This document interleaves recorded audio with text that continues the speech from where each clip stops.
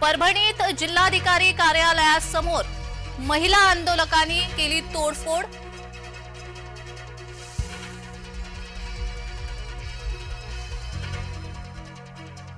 संविधान प्रत विटंबनेनंतर परभणीत तणाव, आंदोलकांकडून दुकानांची तोडफोड, शांततेत सुरू असलेल्या आंदोलनाला हिंसक वळण।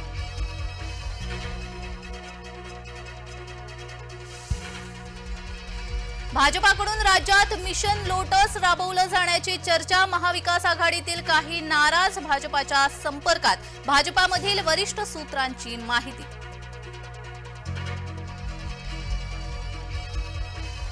शिंदे गटात इच्छुकांसाठी अडीच वर्षांचा फॉर्म्युला, इच्छुक आणि नाराज शिवसैनिकांसाठी एकनाथ शिंदेंचा तोडगा।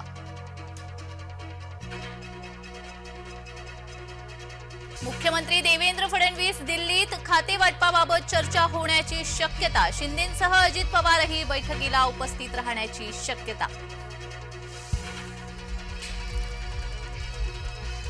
रिफायनरी प्रकल्पाच्या मुद्द्यावरून राजकीय वातावरण तापणार, रिफायनरी प्रकल्पाच्या बैठकीवरून महायुतीमध्येच मतभेद होण्याची शक्यता।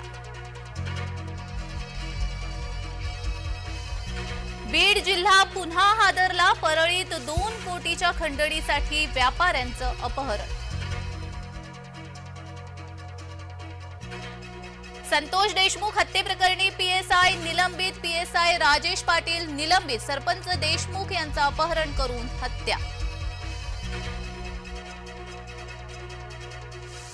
पुण्यातील लक्ष्मी रोडवर पादचाऱ्यांचंच राज्य, पादचारी दिनानिमित्त वाहनांना बंदी।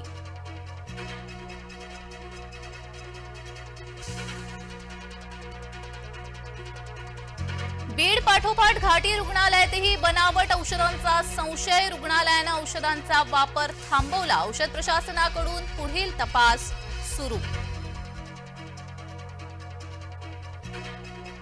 सोन्याच्या दरात 2,000ची वाढ, जीएसटीसह सोन्याचे भाव 80,500 प्रतितोळा, जागतिक पातळीवरील युद्धजन्य परिस्थितीमुळे सोनं वधारलं।